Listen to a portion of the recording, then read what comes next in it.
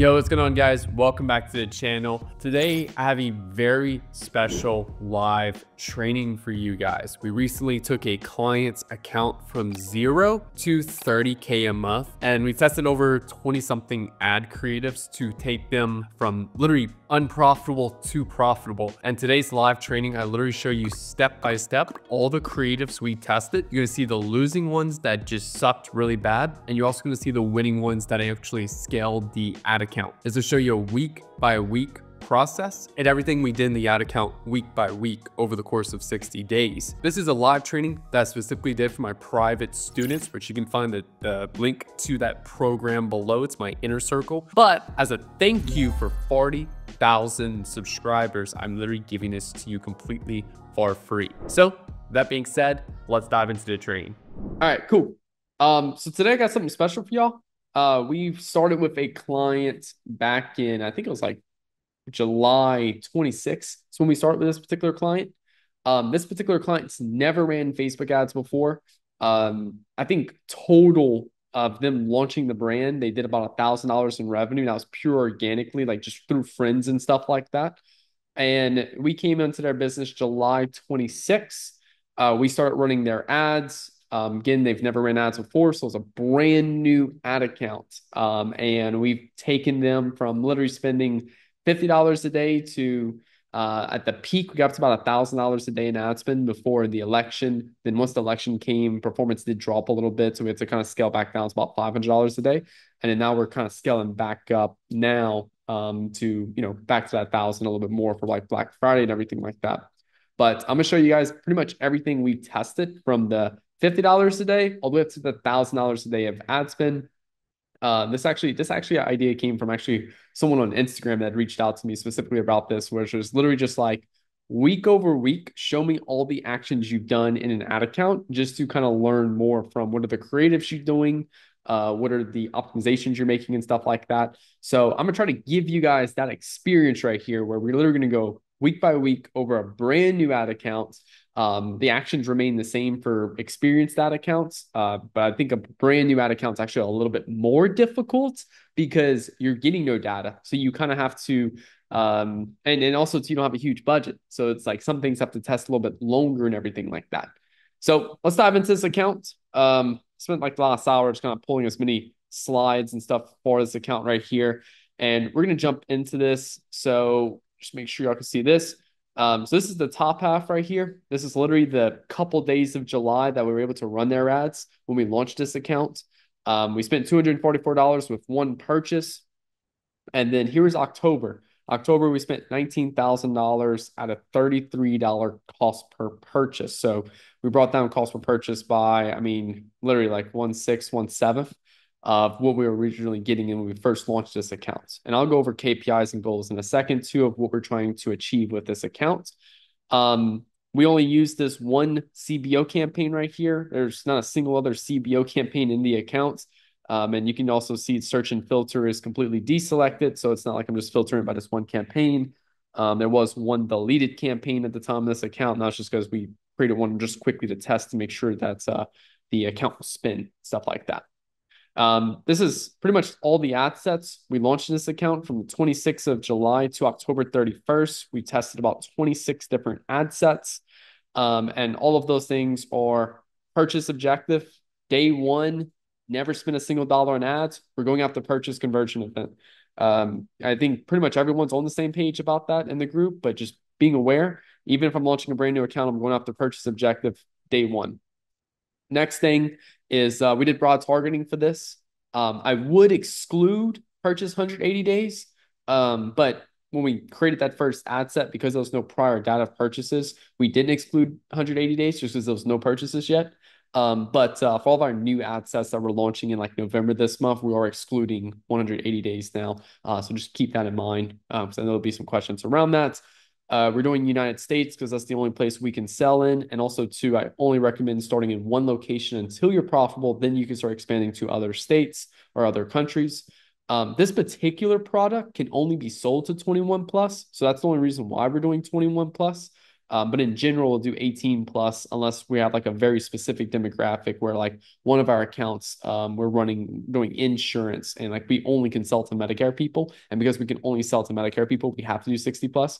But for the most part, we leave 18 plus on everything we're doing now. Same thing for genders. I leave it pretty much male plus female on everything unless like, if I was running ads for Shivani, for example, where it's specifically only women that's buying those makeup palettes, or if I was running ads for Zach, I would only target men because he has a clothing brand specifically only for men. And I mean, pretty much everyone already knows that I'm only doing I'm doing broad targeting here. I'm not doing any interest lookalikes or custom audiences or anything like that. Automatic placements, and then we're doing flexible creatives for all this. Flexible, 3 creatives, two primary text, 2 headlines. For our first initial test that we had no winning primary text to test against my new primary text, I was just launching 2 individual ones inside of there. So that's how we literally tested everything. I'm just addressing it now because I don't want it to come up later on like, well, hey, were you doing these things? It's like, yes, I literally did that for all 26 of these tests. That's how I structured it. Now, a couple other things before we get started. We're hired to make products work with Facebook ads. There's people out there that test products where like literally every day they'll test like 3 different products. When clients come to us, we're hired to make Facebook ads work for them. We're not hired to product test. Oh, hey, I ran your Facebook ads for a day. It didn't work. Well, what am I going to do the other 29 days? I don't know. We tried it. Didn't work. We're hired to where we have to make a product work. How do we make a product work? This is a great example right here of this whole entire basically lesson. Next thing, we only focus on what matters. We're not audience testing. We're not using cost caps. We're not caring about CPM or cost per click. We're only focusing on what matters, and that's the creatives. We did technically do a little bit of product page optimization, but we didn't really see a significant improvement when we did the product page improvements. We did do a little bit of AOV optimization, and I was just adding a bundle. And then for LTV, that's already kind of like staggered in there and like doing well. So we primarily focused 90% of the actions on getting this account moving forward was all the creative side. There was some other improvements we did in the business, but everything that made the significant impact on performance was the creative, and that's all we focused on with this account. So the actual goal and objective with this account is that we need to get to a $30 CPA. If we can get to a $30 CPA, we can spend as much as possible for this account. We have a $42 AOV. So we're averaging like a 1.5, 1.4x return on ad spend. That's perfectly fine because this is a subscribe and save product. It's a very, I wouldn't really say addictive product, but it'd be the equivalent of me like selling energy drinks where like if I find one I like I'm gonna be keep buying it over and over. And that's very ideal with this particular product. And y'all see the product and everything because I'm about to show you all the creatives and stuff. But yeah, so just kind of giving y'all the briefing of how we're approaching this particular project right here. And just kind of understanding what we're looking for here. So let's begin. And just for like making this very simple for me to show y'all, all I did was just click on the campaign. I deselected all ad sets. So there's no ad sets selected. So that's why it shows just all the ads like this. So I'll make sure I'm very clear on that because then people will be like, well, you just loaded all these ads in one ad set. No, I just don't have any ad sets selected. So it's just showing me all of the ads for that campaign as a whole. Just want to be very clear on that right there as I start diving into this. So this is week number 1 right here. Which week number 1 was like a little bit of the end of July and then the first week of August. A week for me is Monday through Sunday. That's a week for me. So just so y'all can clarify, you're going to calendar right now and look at July 29th through August 4th. That's going to be a Monday through a Sunday. First week, we spent $348 with a $348 CPA. Right then and there, every drop shipper would have been already out. All right, I'm done. I'm moving on to the next product. So here's the creatives that we tested during week number 1. And I'm going to pop this up real quick. This was the main creative right here. This is one of our first tests. And I'm not going to show y'all the product because I want y'all to start to like, and what I mean, I'm not going to show y'all the product. I'm not going to tell y'all what the product is and what it does because I'm going to let y'all kind of get y'all own like understanding of it through the creatives. Because if the creatives do their job, then you'll actually understand what the product is. But yeah, this is literally the first product right here. This is a very simple creative that the team made. Um, let's see, good vibes only. Um, yeah, I mean, to be fair, I don't really know exactly what was going on. The main goal here was just to showcase that, good vibes in terms of like what the product does. You're gonna have good vibes with it. And then without a sip, because we're trying to promote that you're basically going to get like a buzz because the product, that's what the product does, gives you a buzz. But without a sip right there. So this creative actually carried us for a good amount of time right there. It does significantly get better. I think initially it started off at a $345 CPA, but it actually gets really good. I think it gets down to like a $60 CPA for a good period of time right there. And then we also launched 101, which I'll show you all 101. Let's see, 102.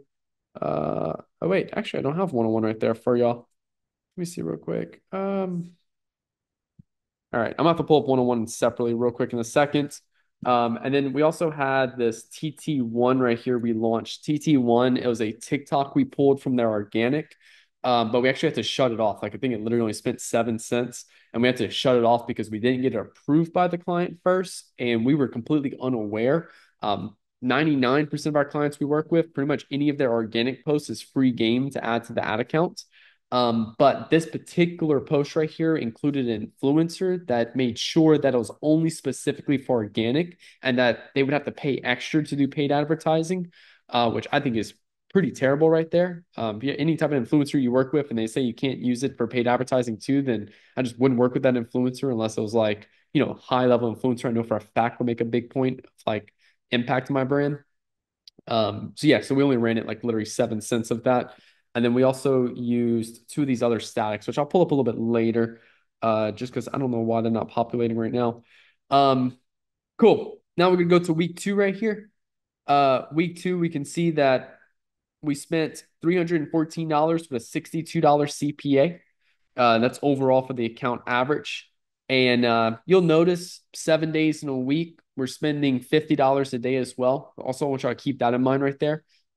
Main reason why we're only spending $50 a day right now, even though we were approved for $100 a day, this is a brand new ad account. So we were limited by budget. So make sure y'all are aware of that. I even still run into those issues if I'm ever launching a client from scratch with budget being limited to like only $50 a day. Y'all can see that 102, this good vibe only brand ad creative that we just showed y'all. That one is taking majority of spin with a $58 CPA. So this is my baseline right now. My target again is 30. So I'm not going to turn this off because there's nothing giving me a $30 CPA. So I'm leaving this ad running as this is my current baseline to beat. My current baseline, my best performing ad is $58 cost per purchase. This is my best performing ad right now. When I ask people all the time, hey, do you have a best performing ad? They're like, no, I don't. I'm like, okay, so you have no ads right now getting you sales. Like, oh, no, I have plenty of ads giving me sales. I was like, okay, well, what's the best performing ad right now? It doesn't have to necessarily be your like profitable ad. It's just your best performing ad right now. Go ahead, Andrea. You had a question? Yeah. So you wouldn't turn this off to try to test the other ads just because they haven't gotten any purchases? Because we don't know if the other ads have any Right. potential because they're not showing. So you Yeah, wouldn't turn that's it what I'm off. at. That's when we get to next for y'all. Absolutely. So yeah, like Andrea said, the next question is, well, why wouldn't I just turn this one off and let the others get ad spend? That's a great question. There, I've seen this go back and forth so many times. There's no really like, I guess you could say, quote unquote, right or wrong answer. For me personally, I noticed that whatever ad gets the most in, it's getting sales and everything like that. Even though it's not hitting my target, I'm leaving it on because it's giving me consistency amount of sales. It's giving me something I can set as a baseline. These ads right here are not getting any spend. It's all the spin is going to this one right here. And I mean, like they're getting some level of spin, but the reason why Facebook is spending the most on this ad right here is because this ad right here is like people are actually resonating with it. People are engaging with it. People want to see the ad. That's why Facebook is spending the most on it. Whereas Facebook is struggling to find people to spend money on these ads. How do I know? Because it's spending all the money on this ad right here. If these ads right here were better than this ad, Facebook would spend more on it from an engagement perspective. So that's how I look at it. And there's no, like I said, there's no right or wrong answer. You could technically turn this ad off because it's getting not your target CPA. That's what we used to do. And I find you just get in way more of like a decision, like every day you're a lot more like reactive and stuff like that. And you go through a lot more decisions you have to make. And you also go through a lot more stress as well. Because it's like, okay, I'm gonna turn this ad off today to see how these next couple of days go with these ads. These ads don't work. Then you have to turn this ad back on. Then you launch new ads. Those don't get more spin. So you turn this ad again off. Then you let these other ads try to get spin. Then like you're constantly going back and forth. And I find just letting it spin, setting that baseline and focusing on beating that baseline has just always been the easier way to go and the more stable way to go, because at least you're still getting purchases now flowing in at a stable rate, and now you can focus on beating that baseline. That's the way I like to look at it right there. Again, you're not technically wrong for turning it off. I'm just saying that, hey, I did that before, and it's just a lot more back and forth that would end up just giving us decision fatigue and not solving the real problem, which is we don't have an ad that's better than it. That's the main thing right there. Um, cool. Can I ask And one more go question ahead. about so so if you have two ads and one is sort of spending the most, the CPA is not what you want. You have another Mhm. ad that's also spending, but it's taking less of the spend, but the CPA is better. In that case, you do make the decision to turn off the one that's taking the majority of spend, It right? would, I would need more context in that. So like let's say for example, right here, like O1 right here had one, let's just say it had one purchase with a $30 cost per purchase. So yes, it has one purchase, or it has like a better CPA. Again, I'm just making an example here. If it had a $30 CPA with one purchase, um, I still wouldn't turn off the top spender because it only has one purchase at a $30 CPA with a, almost 10x less, like 1/10 of the ad spend. So me assuming that it's going to maintain that CPA is very rare. So, but let's just say, for example, this ad had $200 in ad spend with like 10 different sales with a lower cost per purchase. Oh, yeah, I would definitely turn it off because there's a lot more purchase data on it and it has very close, very similar ad spend. Does that make sense? Yeah, so it has to have some some significant data, even if it's the lower spender, there has to be enough data there to suggest. I mean, then you could turn off the main one to the Correct. Yeah. I would want ad spend at least be pretty close. That's the biggest thing right there. okay. Because like Jen said, like let's say this one only had one sell right here with a $30 CPA. Oh yeah, well, look, it's hitting target CPA. Let's scale it. Usually there's a reason why Facebook's only spending a little bit amount of money on it. And the minute you turn off that high spender, it just tanks everything. You get worse results. Okay. Yeah, thanks. No, you're welcome.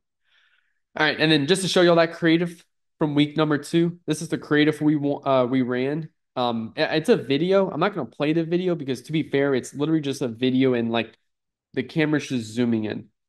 That's it. So I just took a screenshot for y'all, but no calories, just the buzz. Y'all can get a better understanding now what this product does. All right, now we're gonna go to week 3. Um, this is a great example right here for week number 3 because we spent $212 with a $212 CPA. So we basically got one sell this week. And this is a great example where we let an ad run for a week, which was this ad we launched in week 2. It took overall spin in week number 3. And guess what? We were getting a $58 cost per purchase, and this ad took overall spin and put less spin on our original winning creative, and it had zero sales. We spent literally, I think, $20 in week 2 and 100. So we spent $150 on it with no sales. So we turned it off because our original ad that was getting all the spin that this one beat had at least a $58 CPA. So it actually hurt the baseline. Baseline was $58. Our goal was to beat the baseline. This hurt the baseline of $58 CPA. So we turned it off. And then you'll see, the original one get overall spin again and, help out with performance. Was that Yeah, go ahead. question on that? So How long did you give it to confirm that it was not beating the $58 baseline? So I gave it 7 days, but Oh, okay. keep in mind here, Jen, we're spending $50 a day. So So you weren't really tripping. yeah, so we only spent a total of $150 on this creative. If I was spending $1,000 a day, like, and I spent almost $7,000 on this creative since it took overall spend for 7 days, like that would be, I would not want to be dealing with that conversation with the client. That would just be extremely like looking bad on us. Yeah. But if it Okay. ran for a full day and with $1,000 of ad spend and it had like a $200 CPA for a full day, I would immediately turn that off. It's just Gotcha. because we're spending so little, I have to give things longer time frames. Right. So So that the if that makes sense. AI can do what it does. Okay, thanks. Nick, is a 3 day good for like maybe anywhere from $1,000 to $2,000 a day 3 days for what? to see if it's working or not? So for me, I've been switching over to 7 days purely from a systemization perspective. Because like you'll see in this account, we're still kind of launching just randomly throughout the week. Um, just from a systemization perspective of having the whole team like, okay, every Monday we're launching everything and nothing else gets launched throughout the week. That's what I'm moving over to because from a system side, it's easier to manage. And also, too, if I only run a creative during the weekdays where it has a statistically higher chance on the weekend to perform, then I'd be limiting its possible success. So this account, we're still kind of we're doing 7 days in this account because it's such a low budget, but now we're starting to make it a standard for 7 days and launching everything on Monday. And that way we have a more repeatable system that's easier to manage. And then the second thing is 7 days is what our goal is, but I'm giving it 7 days for a chance to spin. If it takes overall spin on day one and just destroys performance, bro, I'm not gonna let that run for 7 days. Like I'll be losing clients very fast. No, I get it. And I have a yeah. quick question for you too, just to backtrack a little bit on the 180 days. Um, I start taking that off, and I'm seeing a way better cost per purchase. And I know the theory is that you want to get new people, and then retarget them SMS email. But what I'm finding is when we don't have the 180-day exclusion, there's Mhm. people leaving really good comments on those ads, and I feel like that's what's really getting people over the hill to make the purchase. And So is it okay to take that away? this is where you have to be choosing your North Star. For me, my North Star on Facebook is NCPA. If Yeah, that was lower. removing if removing 180 days improves your NCPA because that people are leaving good comments on your ads, go for it, bro. Okay. 100%. But if you remove 180 days, now you're just getting a lot more repeat customers and you see your NCPA rise, then I don't really care about the comments at that point. Like my North Star is that NCPA. Okay. And then if I see I hit like a ceiling, then maybe it's time to start dropping some ones with a 180 on it. Yep. Yep. Okay. All right. Thank you. You have to make sure you're making all your decisions correctly on that NCPA side. Okay. All right, cool. Um, So yeah, so week 3, interesting with this. We're gonna go to week 4. We actually didn't launch anything in week 3.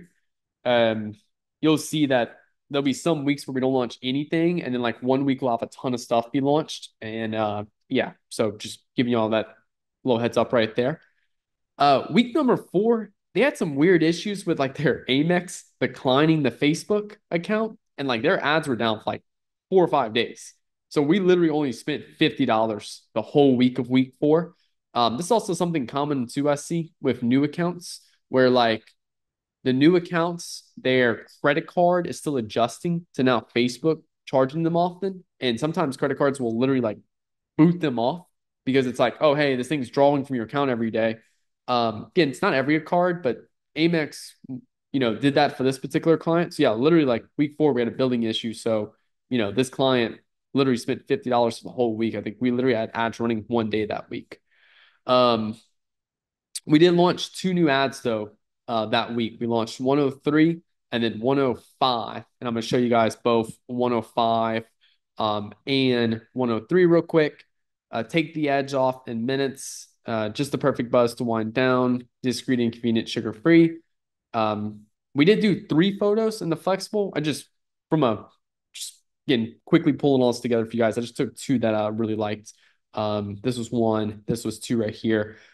Big thing you'll notice here is that both of them have the same copy and everything, just different visuals. And that's what we typically do with photo ads. Photo ads, we're typically going ahead and we're using the same copy on all of them. We're just doing different visuals for it. This product is a supplement product, so I wanted to split kind of the difference between, are we showcasing someone in that desired state? We're kind of showing a person just very relaxed, very comfortable in this particular moment right here. Whereas this one right here, we're just more showcasing the product itself. I'm not really a big fan of the background image that, my visual editor used for this one right here. Yeah, just to show you all 2 different examples right there. All using the same copy, just different kind of images with that right there. And then we also launched 103, and this is a video right here. This will become one of our new winning ads for a good period of time for this account right here. All the captions are one-to-one with the audio, so I'm just going to play it without the sound. One thing I didn't like about this particular creative was that 99 reasons why you need to try this new kind of adult snack. Kind of gave me the impression we're selling almost like a sex supplement or something like that, like one of those chocolates or like mints or something like that. I'm sold. Um, so that was my only problem with this creative. I think it was misleading with what we were selling. I think it was kind of giving some wrong vibes of what we're being sold here. And that's why I think this particular creative, it took overall spend, but it didn't do well on the CPA side purely because of just, it was kind of misleading. People were getting this impression it was more of like maybe like a sex type product. And obviously we're not selling that at all. So I think that was just a little misleading with this particular creative. And yeah, but this does become one of our new best performing creatives for a period of time right here. And we're going to go over into, let's see, is this, yeah, week number 5 right here. All right. So week number 5, you'll notice that 103 that we literally just watched, it starts to take spin, but again, it becomes a winning creative just a little bit later, and you'll see in a second. But we also launched 108 right here. Again, we're still spending, this week we only spent $182. Week 5, week number 4, we literally only spent $50. So we're still coming off this like ad account down for a few days. And then we also launched in week number 5 this other creative called 108, which technically actually didn't work well at all. But I'm going to show you guys this creative real quick. This is one of those, I don't know if any of y'all seen this type of creative before, but we've seen it a few times now. And, where you basically just kind of makes you, it looks like the thing that Instagram does itself. This ad promotes a euphoric microdose gummy-like candy, which some people may find elevates their state without disturbing their functionality. And we just tested, again, 3 different versions. I'm just pulled 2 right here, for example. 3 different versions, all with like a different kind of like background image that you can see in the background. Now we're going to go to week 6. Week 6, we turned off 108, which was this one. We spent $420. So we're starting to actually increase spend just a little bit. If you notice, because 7 days at $50 to spend is $350, we're probably spending about $60 a day now. And I think we started spending a little bit more just because one, that ban for, or I say a ban, that billing issue for a couple of days. So we had some extra budget for the month to actually deploy out. And also 2, we were kind of getting to a point where it's like we wanted a little bit more spend just to see if it'll improve that a little bit. There's some scenarios where actually spending more will help out with performance. And then lastly, we were at that limit of $50 a day, and I need to spend a little bit to try to see where that limit was, like the next limit was at. So I think we broke past the $50 a day limit, and I want to see what was that new limit from there. So I started increasing ad spend a little bit. You'll notice the 103, the one with the girl a second ago that we thought selling like sex candy or something like that. You'll see that that video takes overall spend with a $59 CPA. Our original ad was getting a $58 CPA, but for some reason that one was not, I think, got either rejected or just it wasn't getting any more spin and it wasn't really working any well outside of like week number 2 or 3. So this 103 takes overall spin. It's kind of like technically our winner for a good period of time. We're early September now. So this is also another example right here why any new clients for my agency owners in the group right now or the call right now, any new clients, we always sell them on a 60-day term because I find that our success with a brand new account for in the first 30 days is very low. And that's everyone, right? Like that's not just us. Like I know a ton of other agencies that struggle in that first month with a brand new account. And I'm talking about not a new client, a brand new account. So any clients that come on board that want us to run their ads that are a brand new company, I always sell them on a 2-month term and I make them pay upfront on that 2 months. Because I find that our better success for a new account comes between 30 and 60 days for a new account.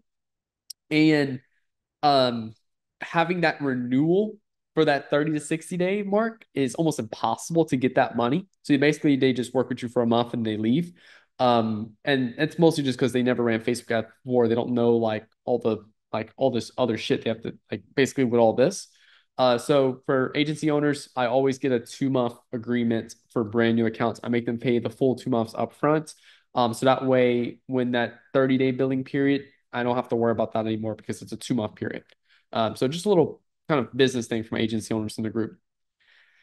Week 7, we start spending a little bit more money in week 7. Yeah, Andrea, really good point right there about the expectation side. Week 7, we actually don't launch anything in week 6. We don't launch anything in week 7.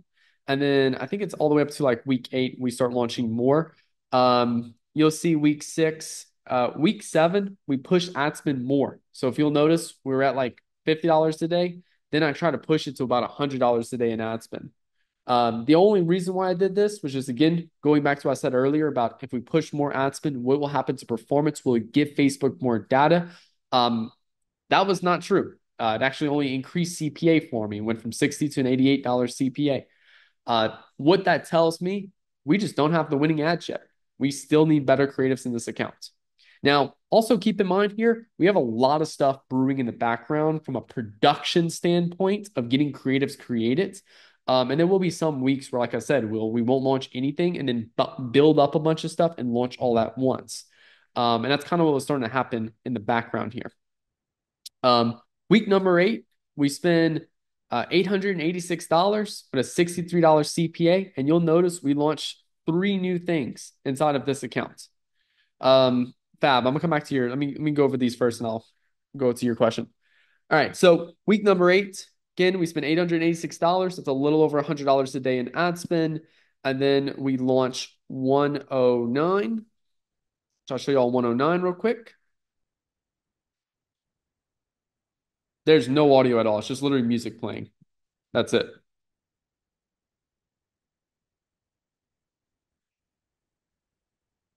Okay. We launched 106.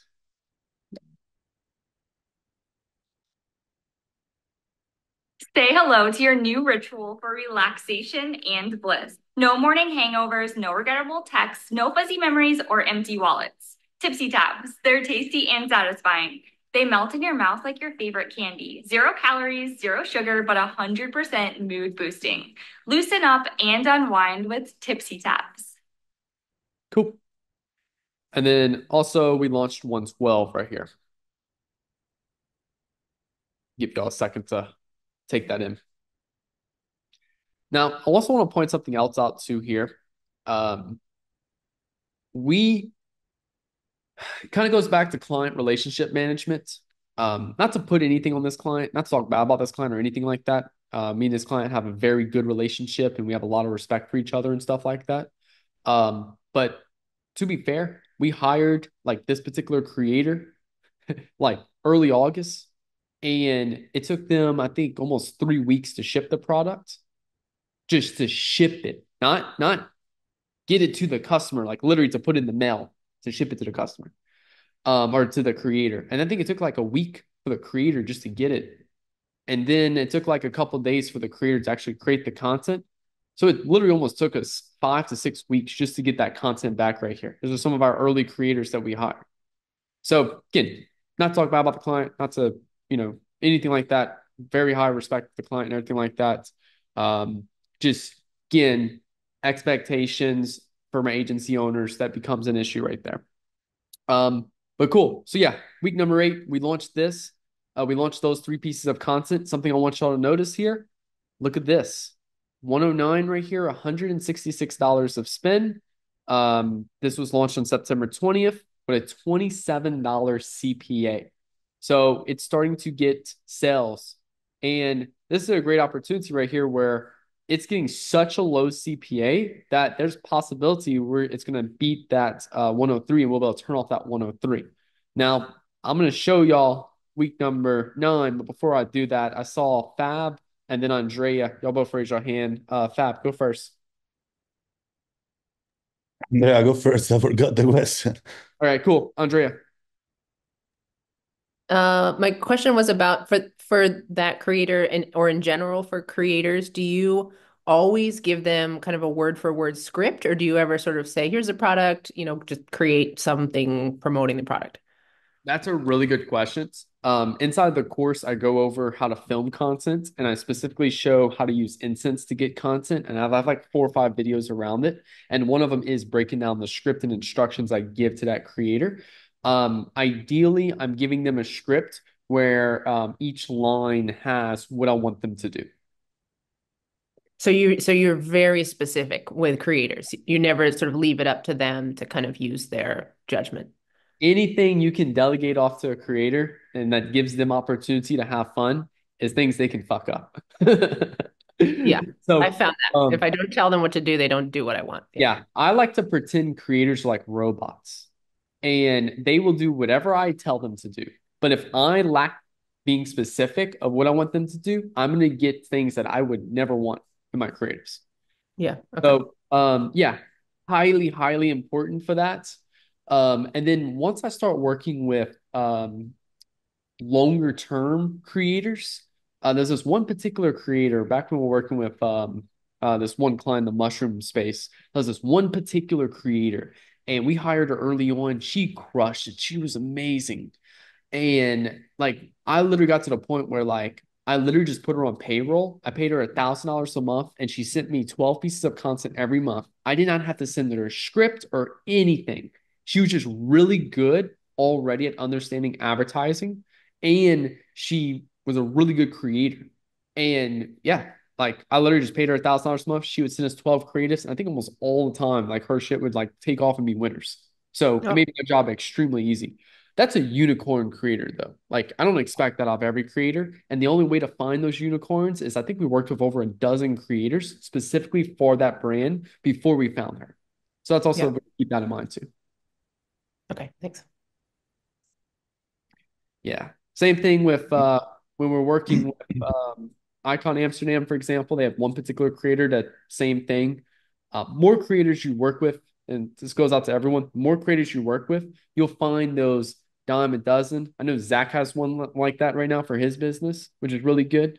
More creators y'all go through, y'all gonna find those types of people right there. He's a pain in my ass, but he's good.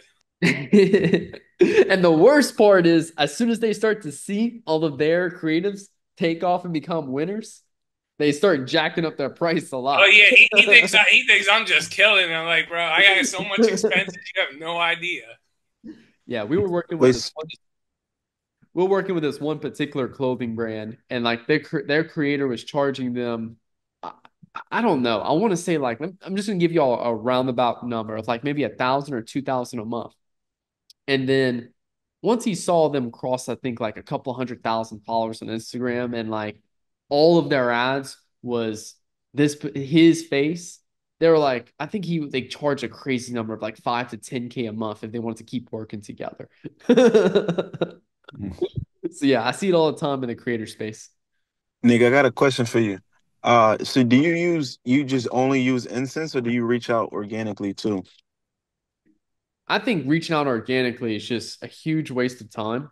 From again, from someone who did it. Like when I first wanted to hire creators, like I remember like figuring out how to reach out organically. And then I ended up just wasting a ton of time. I think I spent like 30 days reaching out to people before I finally found someone to film a piece of content for me.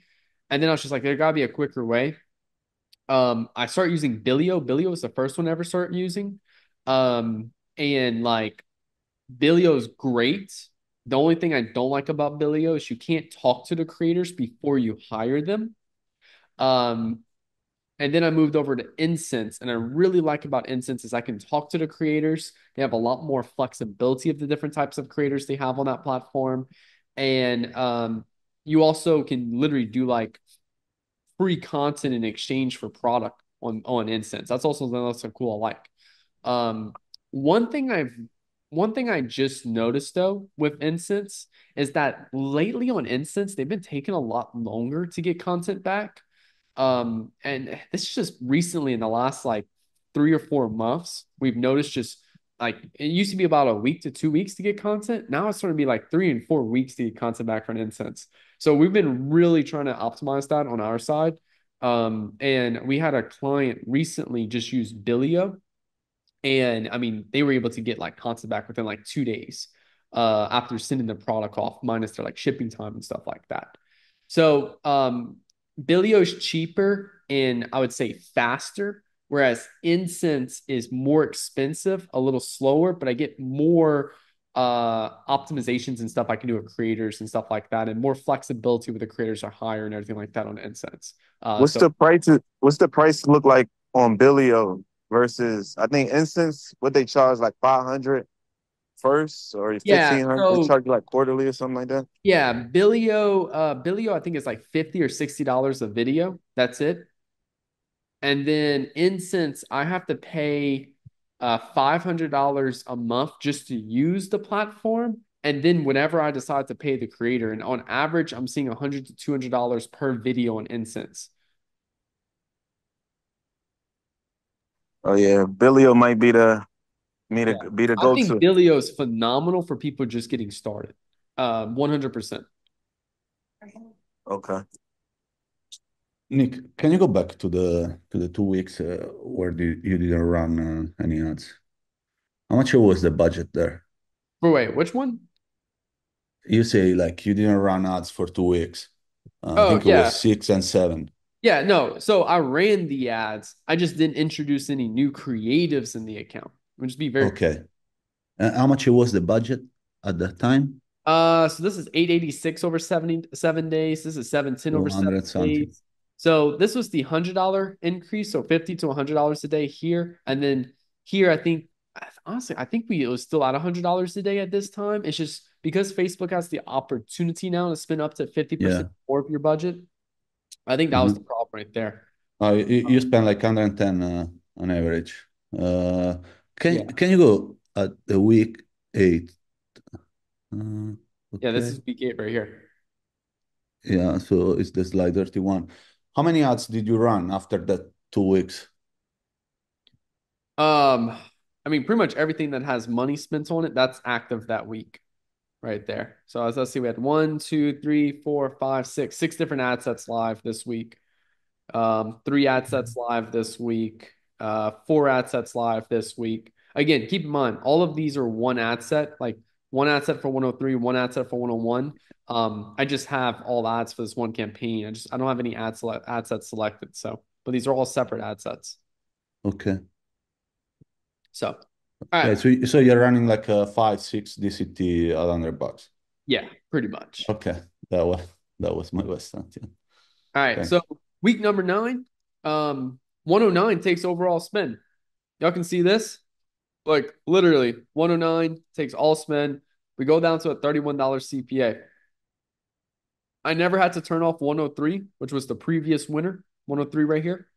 I never had to turn it off because Facebook just started spending more on the winner.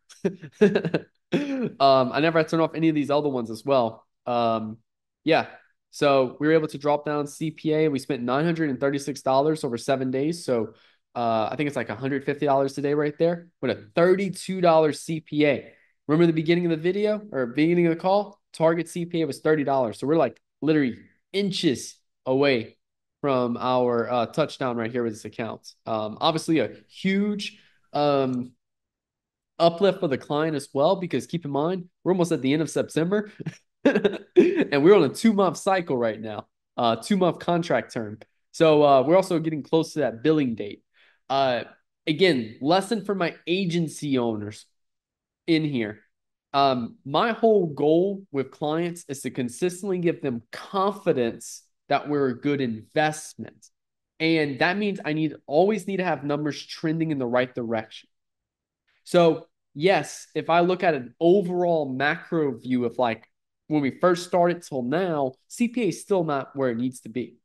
But if I look at it more from, hey, we found this winning ad, we're able to start spending more money every day and we're hitting target CPA. Now it's just more of, okay, let's throw more money at this. So again, just a little lessons for the agency owners right there. Again, confidence is going to stem for we're seeing a right direction of where performance is going.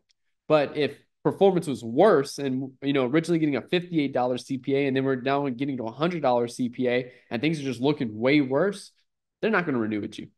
Very straightforward with that. Nick, did you show that video? I stepped away. What video? For the winner. Yeah, it's 109 right here. I'll play this one more time for y'all. It's actually very funny because this is a very simple video.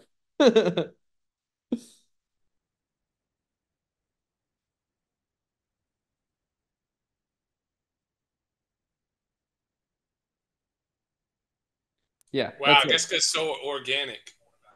Exactly. Yeah, I'm starting to see a very good trend right now of a lot more organic stuff taking off.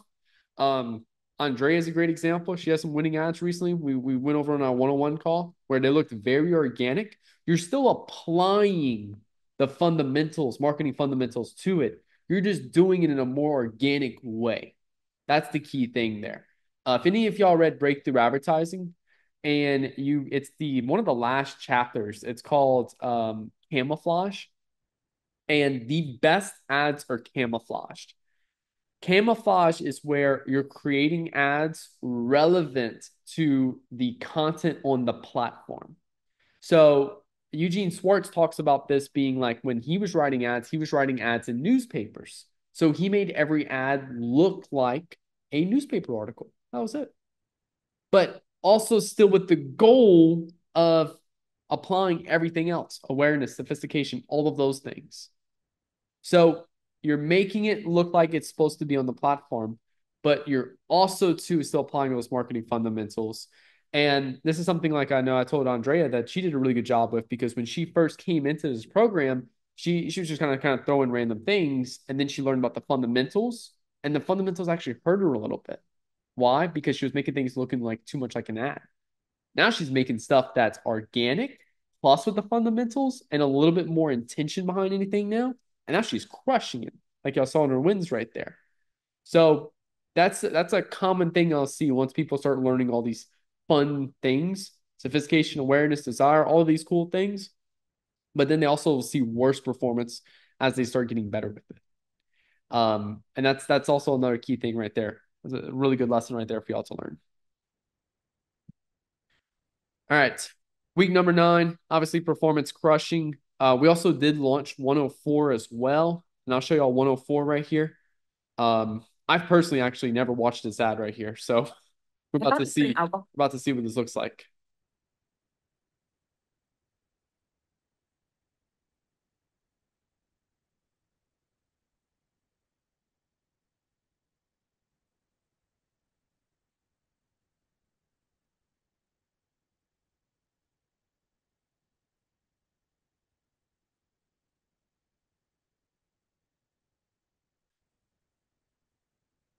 Cool. Yeah, that was 104 right there. Check this out real quick. All right. That was 109. Week number 10. No, that was 104. Week 9. You'll know something real quick. Week number 9, we spent $900. Week number 10, we spent $1,600. So I don't even know where we at now. I think we're just under $300 a day. I think we're like $250 a day right now in ad spend. We only launched one new creative this week. 104 did not work. Obviously, did not beat 109. This is also something else I want to talk to you guys about. when you find new winning ads, you're also raising the bar for yourself because now, like we have to beat a $58 ad, $58 CPA ad. Now we got to beat a $32 CPA ad. So like we're also raising that standard now. It's like if, I don't know, let's just say, for example, you make X number of dollars per month and like you go from like $4,000 a month to $10,000 a month. You're like, hell yeah. Start making more money. You start inflating your costs now. Now it's like you could never go below $10,000 a month in income or you'd be financially fucked. So when you find a new winning ad, you're also raising the bar now of what's acceptable for a creative inside of the accounts. And that's it's funny when people are like, well, Nick, I can't beat my winning ad. I was like, well, yeah, you're not making better ads than what you currently have now. And then also too, like from another perspective is this ad's crushing this particular like awareness, sophistication, all that, this particular audience. Go find other audiences as well because there's no other reason to create more ads for that particular audience besides like maybe testing out different genders, different ethnicities, and maybe different locations. But for the most part, like there's not really much that's going to beat that same messaging anymore. Week number 10, we only launched one ad in week number 10. Um, Week number 10 right here. It's actually funny. This is one of my visual creators. So this wasn't the strategist assigned for this account. There's actually one of my visual creators. He wanted to create ads. Again, keep in mind, my strategist is the one that does all the scripting and like picking out the creators and hiring the creators. My visual creator is someone that it just literally sits in Adobe Photoshop all day. That's it. And he actually came to me with an idea he personally wanted to run, which he's not responsible for making ads at all. This was his ad ideas right here, which I thought was hilarious. And again, I thought it was funny. So they actually do decently. They don't become a new winner, but they do decent right here, which I thought was good right there. So it's always cool to have a team where like everyone can kind of collectively provide feedback together and ideas, to where it just again team feeling right there. Brianna, you had a question? Yeah, quick question. So let's say you have a pretty good CPA. Like, are you still testing as frequent? Just because like I guess my concern is maybe like messing up performance, kind of how you showed that one example of like there was one ad that just started taking more spin but didn't get like purchase and stuff like that. So how That's are a you? that's a really good question right there. So something we do that's actually really good in like week number 11 right here is that we do actually do some stuff on the AOV side, where we actually improve the AOV from like $30 to $42. So for me, it's you have four levers of control in a business. You have your cost per acquisition, or which is like nominally your creatives right there. That's going to affect that. You have your landing page. You can tweak your landing page. You have your AOV, and then you have your LTV. Those are your four levers of control for profit in the business. And when we scale on clients like $1 million a month, for example, we're constantly applying all pressure on all four of those right there, to improve the overall business. Now, as far as testing new creatives, the idea behind that is that one creative will scale you to X amount. You just need to find one new winning creative and that's it. Boom, just scale as much as possible. And the raw reality is that's false. Typically, what I'll see is the creatives that take you from $100 a day to $1,000 a day in ad spend will not be the same creatives that take you from $1,000 to $10,000 a day of ad spend. So that's why we're always being proactive with testing to be able to kind of get ahead of that to where we always have like ammo ready to keep taking the business forward. Now the other thing here is that there will be some weeks where we test less and other weeks we test more. If like let's say for example we want to kind of take a pause on testing creatives this week. Like for example, we have this one particular client right now. They're doing like $400,000 a month in revenue. And we've tested probably over 100 creatives in the last 3 months with this particular client. And like they're just stuck at this one particular CPA. It's actually like $25. It's not even crazy CPA at all. But they have a low AOV of like $50. I'm like, hey, what have you done to improve your AOV? And literally, they've done nothing since launching the business. So like right now, we're only focusing on AOV. I'm like, pause everything we're doing, creatives, everything. Like keep the ads, manage the ads and stuff like that, but we're only going to focus on AOV for like the next 2 weeks. Because if we can improve their AOV, like I literally add another $10 of profit per order, like will be tremendous on the overall arching of like making the business more profitable on the month-to-month basis right there. Versus just trying to find a new creative when we've done the action 100 times, like tested literally almost everything under the sun, if that makes sense right there. Yeah, it does. Thank you. You're welcome. All right. And I know there's some more comments, questions. I'm just gonna take a quick look at this. All right.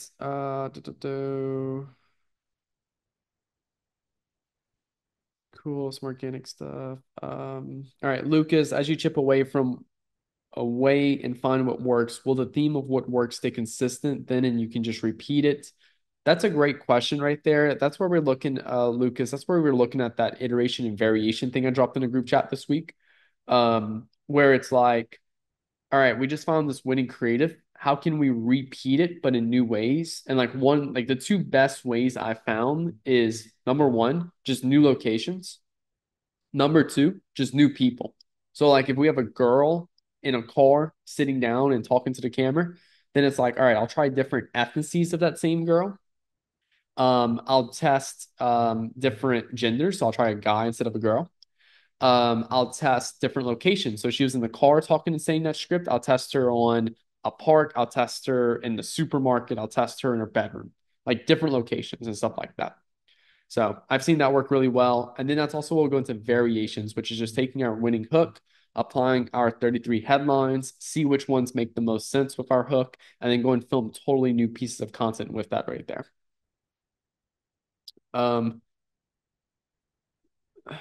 Good job, Nick, with the AOV.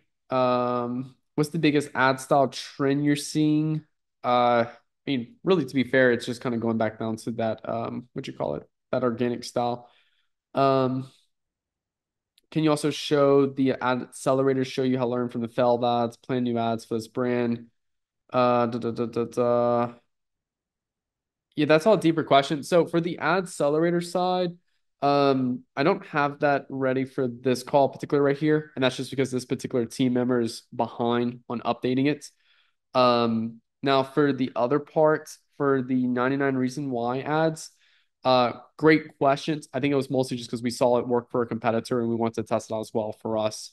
Yeah, some of these ads were like things we saw from competitors, and some of these things were brand new ideas that we brought to the table. I know our winning particular ad right here, our winning ad came from research of an organic style post we saw. And then I just kind of made my own version of that with our product right there. All right. Week number 11 right here, $1,700 spend, $27 CPA. Y'all notice we launched a ton of ads this week. 1, 2, 3, 4, 5, 6, 7. That's 7 ad sets with I think 3 creatives per ad set. Well, yeah, because we do a flexible with 3 creatives. So that's about 21 ads we launched that week. I'm just gonna kind of quickly, we split this up into 110 and 111, but then we split it up further into like you see 110A, 110B, 110C, 111B, 111C, 111A. They're all like 111B, 111C, 111A, all are unique ad sets. Just we just got so much content back, we just needed a way to organize it. So, and this is kind of where we started to do. Again, the key thing is where this is all content from what we know works, which is going to be that 109. So if we go back over to 109 right here, boom. I'm not going to play the whole video, but I just want to show you get the hand real quick. We ate these in public before going on. We ate these tabs before going on public, but I had to leave early because I didn't realize how fast they work. So all of this 110, 110 and 111, these are all just examples real quick of what you call it, of just basically like kind of basically saying the same thing just in new ways right here. So that was one example. Let's just go over it real quick. I think she films in a couple. Oh yeah, we did try a couple different hooks. So it's saying the same, we're kind of showcasing the same visuals. Um, but then we also testing yeah, we tested different hooks with it as well.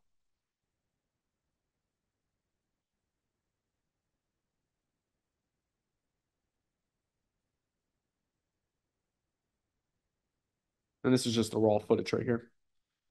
All right. Then let me go back real quick. 111. Oh wait, actually, you know what? That was just like 110A. Completely forgot about that. So yeah, so she filmed in a couple different locations. That's what it was. So this one, literally all the same thing as this one, just 3 different locations she filmed.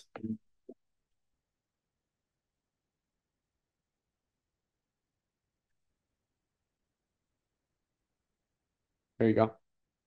So 3 different locations, and we did a different ad set for each one of these. We had 3 different ad sets we launched for these concepts right here. And then let's go over to 11. Go ahead, Andrea. And so had you turned off all the other ads that weren't getting any spend? So you only had those 2, like before you Yeah. launched all of these ads, the previous week, everything else was off except for those 2? Yeah. So if you look at week number 10, we literally had 2 ads running that week. And that was 109 and this random edit that my video editor made right here. So we literally had 2 ads running that week. And then if we look at week 11, we had, I think this is what, like 7, 8, 9, 9 ads running, 9 ad sets running. That was 2 was our best performing, or 1 was our best performer. 1 was like this other edit that again we made last week, and then we had our different editing ad sets and stuff.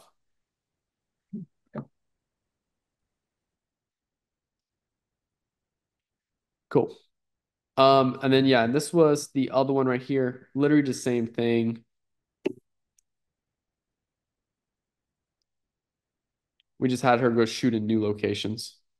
This is actually our winning creator right here that made that 109.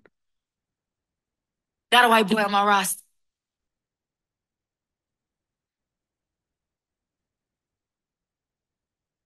Cool.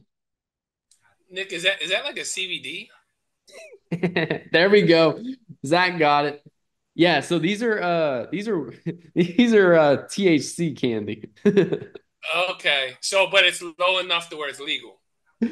Yeah, yeah. Got Yeah, it. it's all Well, legal. you just need to remake the Will Ferrell where he gets hit with the tranquilizer in the neck and falls in the I say pool. this whole pack. That'll be a good one right there. Yeah, yeah.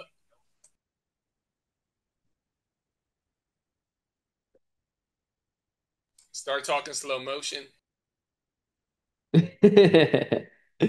But yeah, so just to be clear, yeah, we're not trying to make her look sad. It's just more of like we're trying to reference because in Facebook ads, I cannot say CBD. I cannot say THC when Facebook ads. So I have to just showcase the effects without saying they're high or anything like that. That's also why like his fingers strategically placed to cover up that says THC. So Do they ship these with that insert that says like if you scan it you'll see the lab results and stuff like that? Because I've seen people doing that. I've never heard of that actually. That's a great question. I don't think Just they are. So, but yeah, so week 12, we launched all those ads. Week 11, week 12 right here, we spent $3,800 in a week. So now I think we're what? Let's see, $400 would be 2,100 a week. So we're just sub $800 a day right now in ad spend, October 14th through the 20th. You'll notice our main one is still crushing. And then we have some others that are starting to take off. 110B, 110A. These are having some really good CPAs. This is a great example right here where it's like these ads are getting actually a lower CPA than our main one, but $3,600 in spend versus $100 in a week, that's just not close enough for me to be like, oh yeah, let's turn off our best performer and let the ad spend go to these. Now, I'm not going to turn these off either because technically they're not harming the business. Anything that has a lower CPA than my highest spending ad is not harming the business. But also, too, just to point something out, like let's be realistic here. this had 3 sales versus the 135 that we had as a total. So it had a very like, I don't know, what is that? 3 divided by 135. That had a 2% impact on the business. And let's see, 3, 5, 9. So 9 divided by 135. So these 4 ads together, these 3 ads together have a total combined impact of 6% on sales right now. Not really a crazy amount of impact, but I just also want to be realistic here, right? Of like, hey, can we leave these lower spending ads on? You can, but just understand that the level of impact they're having on the business. Go ahead, Andrea. Sorry, I'm asking too many questions, but Good. so the one problem I have with that rationale is that it doesn't totally match how people engage with the ads, because there's when you click on an ad or you watch an ad, then you get thrown all the other ads, and there's data that shows that people need to see an ad 7 to 9 times before they buy. So you don't want to just show them the same ad over and over again. So it's not that those are not doing something, like the people are seeing them. And then my other question is like, which ad gets the credit when somebody finally takes the conversion action? Is it the first one, or is it the one they converted on? That's a great question right there. So you're not technically wrong, right? This is also too where it's like if we went and turn off these 3 creatives right here, if we went turn these off and performance like did terrible, then like obviously I would want to go ahead and turn those back on because yeah, technically your theory is correct. Um, from there, it really just comes down to testing and seeing that. And then 2, what's the level of impact on these, right? Because you also have to keep in mind, like they're spending very little compared to this amount. Um, so yeah, I mean, realistically, I can't say yes or no to that, just without testing it first. That's the only thing you have to look at. And then the second thing is I'm totally okay with that as long as it has a lower cost per purchase than my highest performing ad, because all that's doing right there is it's raising the overall numbers up. Not a lot though, because it has 4 sales with a higher CPA than this one. It's not going to raise it by a lot because that's such a little like percent of impact in performance. But we do have to know that is will impact at some degree right there. And do you know which ad gets the credit for a conversion if they've seen multiple? Is it the one they finally convert on? Yeah. So without like, you could use like Triple Well, for example, or since you have a call funnel, you could do like Hyros, for example, and then you could go look at a first click basis, and the first click will tell you, all right, what's the actual ad that brought revenue to the business? Um, for most of us, we keep it pretty simple of just like, okay, this ad's getting this sell, and we're just going to attribute it to that ad right there that it got the sell to. Okay. So you're not wrong for looking at it either way.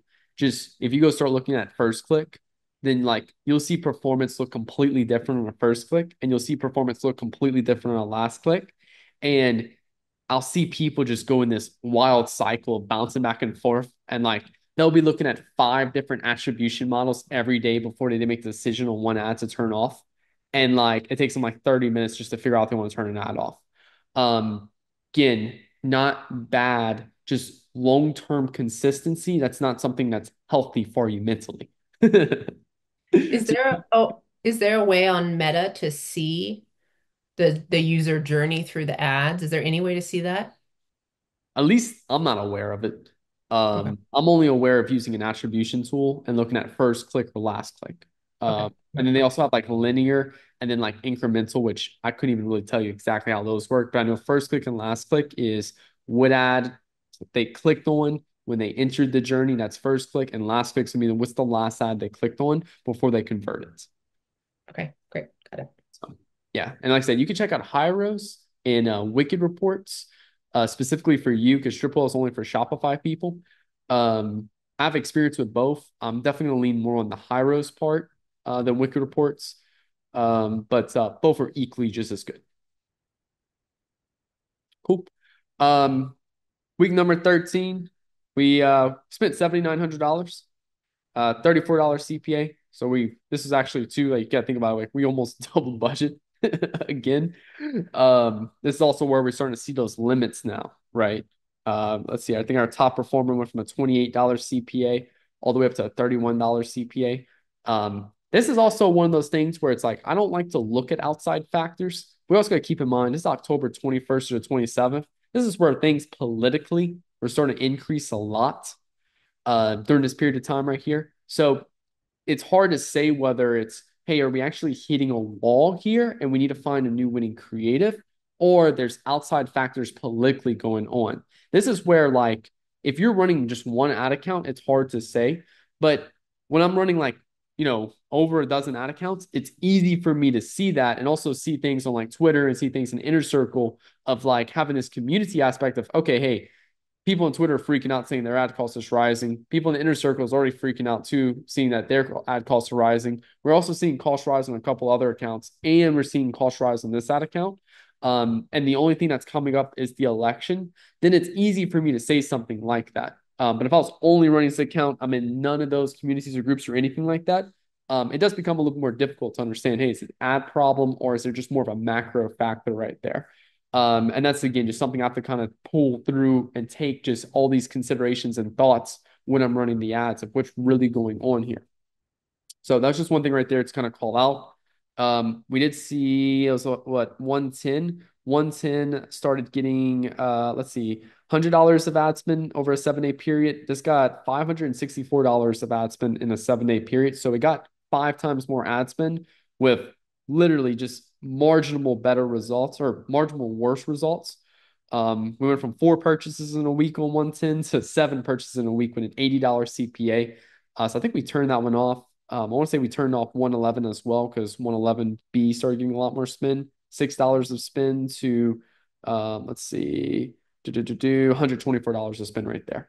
So yeah, we started turning some of these off as we started spending more, and didn't really improve the business at all on some of these. Whereas if you look at our highest spending ad went from $3,600 to spend in a week to $7,000 or $6,900 of spend in a week with literally $28 CPA to $31 CPA. Went from 126 purchases in the time frame to $219 purchases or 219 purchases in the time frame. This really shows me, just reinforces that, hey, it's still a winning ad. We're spending more on it, and like cost per purchase is rising, but it's very, very little. So that's like a good thing right there. And then to be fair, literally the last week before election, cost shot up a lot. We had to cut back on ad spend. This was October 28th through October 31st. This is literally 7 days before the election right here. And yeah, we had to pull back on ad spend. I think, like I said, the peak we got to was $7,900 in a week, which is just a little over $1,000 a day in ad spend. Then we had to cut that down to about $500 a day because as soon as we got to like $45 cost per purchase, it didn't make sense from our financial modeling. So we actually had to pull back a little bit. And then now we're kind of coasting around that $500 and we're starting to scale back up because we're starting to see performance pick back up in the account. Not that the election's over, but I do want to show you all that too right there as well with the election. What do we do in that time frame right there? And then now what are we resorting back to? Our primary focus right now is actually taking that 109 and recreating it around the holidays. But we're also focusing right now on all of our Black Friday ads, which we're in the process of launching, as we'll be launching Black Friday next week or two for this particular account. But yeah, so from there, this is literally from July 1st to July 31st when we first started with this client, literally $244 with one CPA or one purchase, to October 1st to October 31st, where we spent $19,000 in October with a $33 CPA, so just shy of that $30 CPA that we're looking for. Yeah, and we drove almost 600 purchases in October right there. So I know this lesson went a lot longer than expected, but hopefully this was valuable for y'all. So I'm gonna go through some of these questions real quick. All right, looks like we pretty much got all of them. Also be super hard to know how much to increase ad at what rate, and if it starts to break down, which one to adjust. Super complicated at the moment. Too many questions. No, you're all good, Andrea. I love all the questions. I think this was super valuable. If this was valuable for you, drop a 1 in the chat. And if this was valuable for you and want me to do this again, drop a 1 in the chat because I've never done this before. And I think this was a really great opportunity for people to seeing literally step by step, week by week of us, what we're doing inside of an ad account. What I'll do is I'll try to find another ad account that we've scaled, and I'll do one with an account we scaled. So like we're already starting off at $1,000, $2,000 a day of ad spend, and then scaling that up to a couple $1,000s a day. What's the difference with those right there? So cool. I'm gonna kind of just jump through real quick. Let's see. Antoine had a question. In a situation like this where you're starting to scale and you're at 2K a day and ad spend and CPA starts increasing, you feel like you hit a wall. What's the next strategy for finding winning ads, new concepts? That's a great question right there. So that's also where it's like we were talking with that about that other client right there. You know, are we've focused a ton of time on creatives. And again, when we're scaling to $1 million a month, we're focusing on all four of creative, AOV, CPA, like landing page, all of those good things. And let me find the little chart real quick to show you all this. Good Lord, I have way too much. All right, there we go. So when we're scaling to $1 million a month, this is consistent focus right here. These four things. These four things, like we're pushing constant pressure on all four. If you noticed, we were very heavy on creatives for the most of this account right here. So like now that we've hit a certain level where like we hit a wall, we're still testing creatives. Don't get me wrong, but we're also putting a lot more focus on landing page, AOV, and LTV. We never tested a single landing page throughout this whole thing.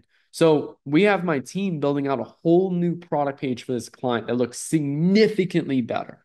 I think we were converting at like a 4 or 5% on this product right here for a conversion rate.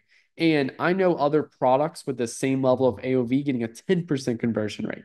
So we're building a whole new landing page. Like if I double our conversion rate right now and we maintain that same like post-election CPA of like $40. If I double my conversion rate, I'll literally go from $40 to $20 and I'll be at a $20 CPA again.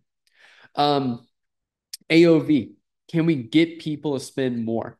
So right now, people are coming into the business and they're spending, I think it was what, $42? So we're spending $30 to acquire someone to spend $42. That's just AOV. That's not counting LTV and all that stuff like that. So for AOV, this client is dropping a brand new product this week. That's and two brand new products. They're dropping, well, I'm not going to go into those products right now because they're not live yet. And I don't know from some other stipulations around that. They're dropping two other products that's going to complement this product phenomenally, right? So we're gonna do an upsell for that so we can increase that AOV. If we can get that $30 CPA and maintain that, but double AOV or not even double it. Let's just say we get it down to like $60, right? $18 more. That's probably not realistic, but like, let's just say that we got to $60. Right now we're break even at like 1.3, 1.4, and we got AOV up to $60 while maintaining a $30 CPA. We're at a 2x ROAS. That gives us more money now to spend because we're willing to spend a scale at a 1.4, 1.5x ROAS. So now we can scale at like a $45 CPA. So that's also the other things that we're looking at is what can we do to improve the other areas of the business? Because sometimes we get so focused on here, we don't look at these things. And sometimes we've tested thousands of these things and barely tested any creatives. And that's where the focus needs to be. So it just kind of depends. But for the most, you want consistent focus on all of these, constant pressure. These are your four big levers in your business that allow for profits to come back in the business. And then last one's LTV, which for example, this particular client, we're just trying to get more people to subscribe and save. More people subscribe and save. Then guess what? Like that's very easy from a profit standpoint because now we just have recurring subscription revenue and all that. And that's where we're gonna make all of our profits with this business, LTV. We're willing to break even on all of this because we know the more LTV, like the more subscribers we have and the nature of the product, people will stick with this for a really long time. So that's why we're willing to go hard on customer acquisition right now, break even, and we're making all of our money back on the LTV side right there. So the answer to, hey, if you hit a wall right now, it's kind of depending on where has been your focus right now and what are other big things you can do in the business on top of currently testing creatives to where you can help speed past that wall. I've seen people, they hit the wall with the creative side, and literally all they needed to do was like improve their AOV, and that was it. And then they could start spending more. Whereas the new creatives just really wasn't working well. If you also hit a certain level with new creatives and like you're testing iterations, you're testing variations, and you're not finding any new winning ads, that's when you need to pivot and look at other sub audiences within that desire. Or you start looking at other desires for the product, and you might have 4 or 5 desires that you're scaling into. So that also plays another factor in there as well. Um, and then lastly, if you're hitting a wall right now, today's Friday, November 15th. Black Friday is Friday, November 29th. We were 14 days away from Black Friday. I always see performance tank 10 days before Black Friday. So November the 19th, I don't even know what that is, what day that's going to be, but November 19th, that's going to be Tuesday. From Tuesday up until this day right here, I expect the worst performance. Why? Because people are literally holding money back. They're waiting to spend that money on Black Friday, because why would you spend money right now when you could get a much better deal than on the 29th? So, and I see that every year. I sent y'all screenshots of MER reports for 3 of our clients in the Telegram chat. I think I sent that Saturday. You just go look back and search like Black Friday. So you're about 4 days away from performance being bad anyway. So on top of that, it's just like, all right, where do I need to put my focus now to make the most of the next thing? So that's why I'd be like getting all my Black Friday creatives ready right now. They should already be ready, but I would make sure they're all ready. And then the next thing I'll be looking at is any other gifting ads we haven't launched. And I'll be getting all of that ready right now. So that way, as soon as we get through that little period of time right there from the 19th to the 29th, then I'm ready to go and crush for the 29th. So just that's a couple things right there for like the brick wall that you're kind of going through. All right. I got 3 minutes before I need to hop out. Hope y'all enjoyed this. Y'all have yourselves a good weekend. I should be pretty active in Telegroup throughout this weekend. Got a lot of stuff to finish up for Black Friday myself. So good seeing y'all. Y'all have a good weekend. Y'all take care. Recording will be in the group about 1 or 2 hours from now. Have a good one, guys and girls. Thanks, Nick.